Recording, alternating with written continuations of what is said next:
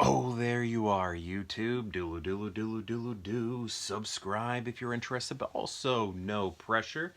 Guess what I did? I finally saw Kingdom of the Planet of the Apes. Man, there are so many titles. There are so many different Planet of the Apes titles. I got stuck there for a second, but I didn't almost see. I did see Kingdom of the Planet of the Apes finally. Movie I was very much looking forward to. I wish I could have seen it closer to opening day or opening day. Big fan of the Planet of the Apes franchise. I've seen every movie. I've seen every episode of television of the live action show and the animated show. I haven't read any of the comics though, so I did see one of the comics recently. I think that would be a cool thing to get into, but I don't see myself actually doing it. It'd be more like collecting them just to own them if I were to get into that.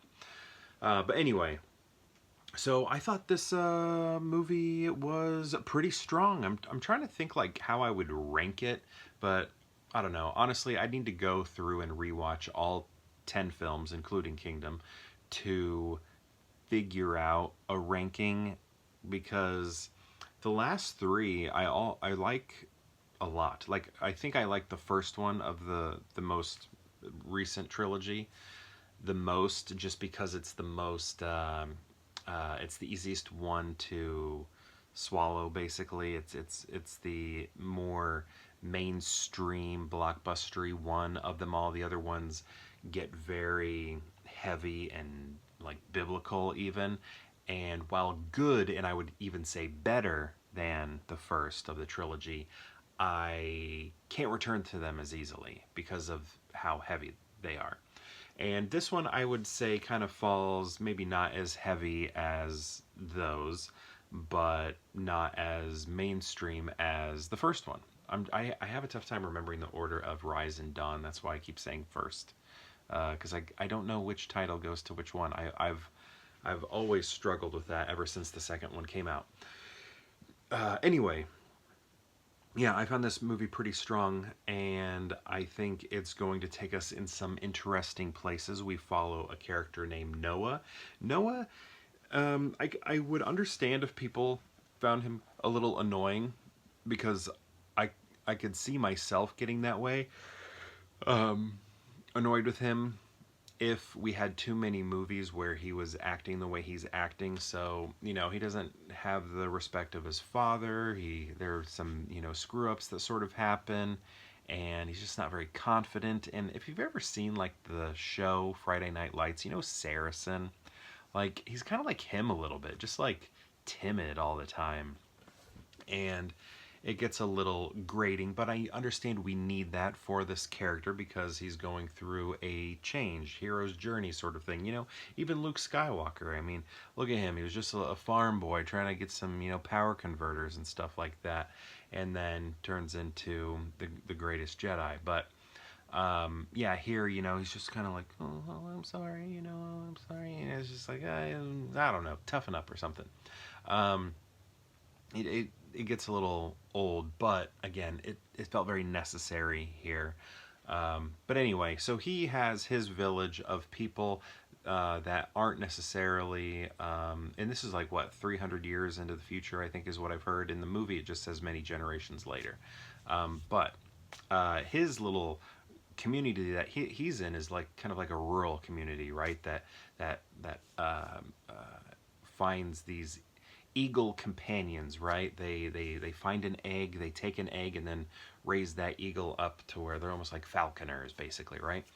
And they don't know about Caesar at all. They don't know from the trilogy at all, but other apes do of this clan. I think they're called, what were they called? The Echo clan? Were they Echo? I can't remember now. Man, I just watched this and I'm already forgetting. But this other like group of apes, right? The kingdom of the apes over there. Praximus, is that the guy's name? He's like the king over there. And they are very much aware of Caesar's existence, but they're twisting sort of his message and sort of using it like it's almost like this movie has a lot to do with like religion. I think like taking basically religion and using it for negative means, basically. But anyway, so that clan basically is like the Roman Empire, and they're trying to, you know, destroy all these other smaller villages and take all of their apes and have them, you know, become part of the kingdom and everything, right? By force. And that this happens to this eagle village, and then it's up to Noah to go maybe try and save his family. They kill his father. Oh, spoilers! They kill his father in the process, but you know the family, the friends, that clan that he's a part of. He's got to get him back. He's got to get him back and try and save him, right? So he goes and tries to do that, and then on that path he meets not Maurice. Maurice is in the trilogy, but it is an orangutan named Raka, I believe. And Raka is great, probably the best character wise, and he is also aware of Caesar, but sort of a more true. He doesn't have everything right with facts, but he has a more like true and good understanding. So it's like he's using religion for good purposes, right? So that's kind of an interesting thing that they're playing with there. And also, they meet a human. So at this point, you know, in the trilogy, humans lose their voice, their ability to speak, and they become more like animalistic and everything, right? But here we find out that there is one Nova, whose name is actually May, who has the ability to speak. And they're like, "What? I didn't know humans could speak," and all of this. And so yeah. Anyway, I don't know how much of this do I want to tell.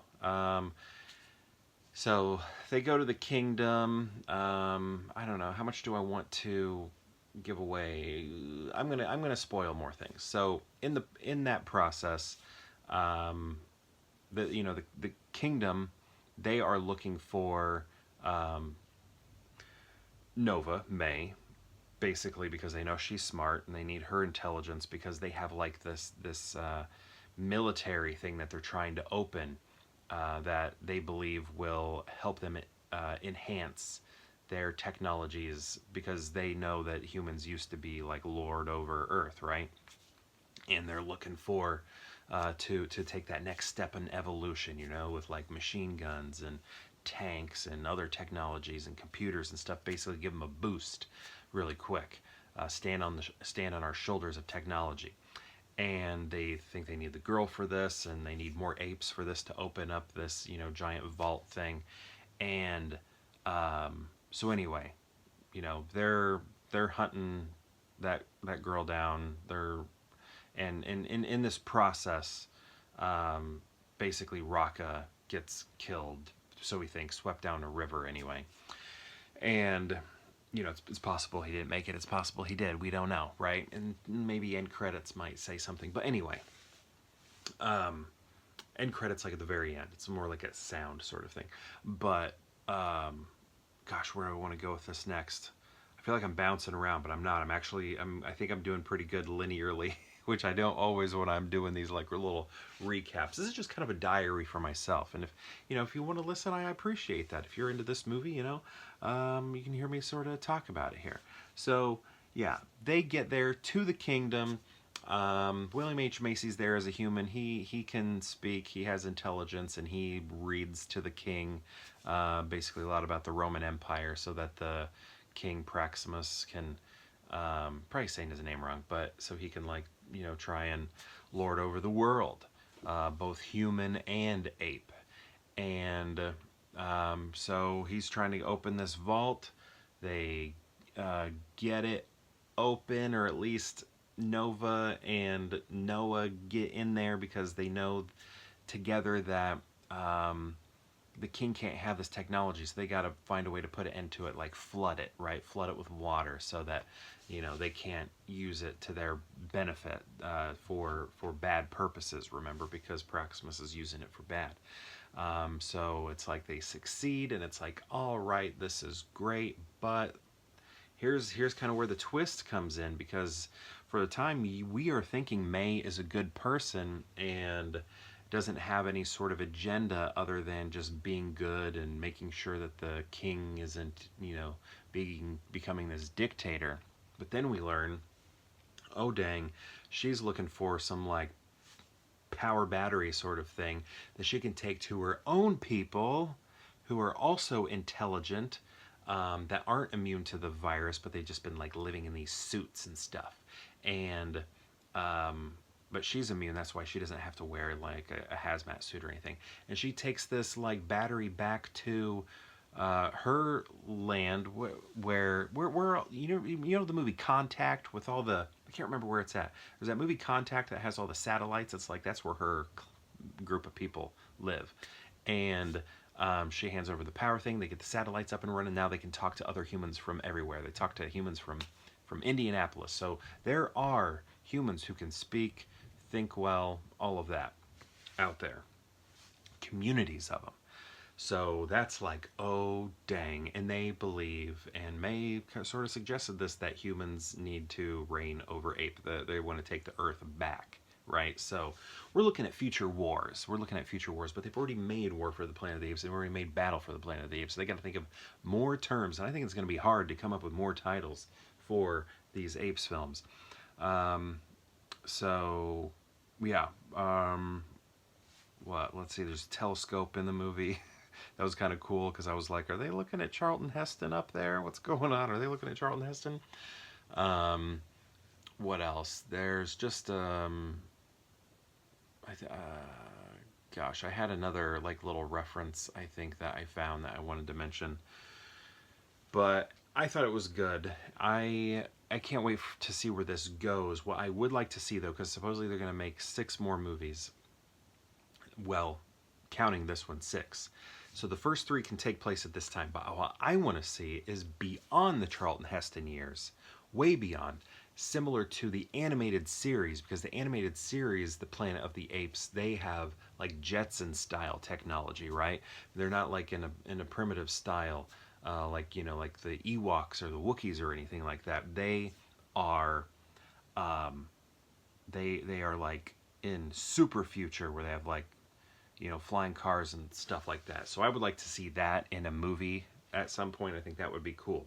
I'd love to see that, but still loving these. And there's stuff I can't think of right now that I know I wanted to say, so I apologize for that. Maybe they'll come up in the comments. But anyway, did you see the movie? What did you think of it? I know some time has passed, so maybe you've watched all of the reviews that you've wanted to watch, all the breakdowns, all the whatevers.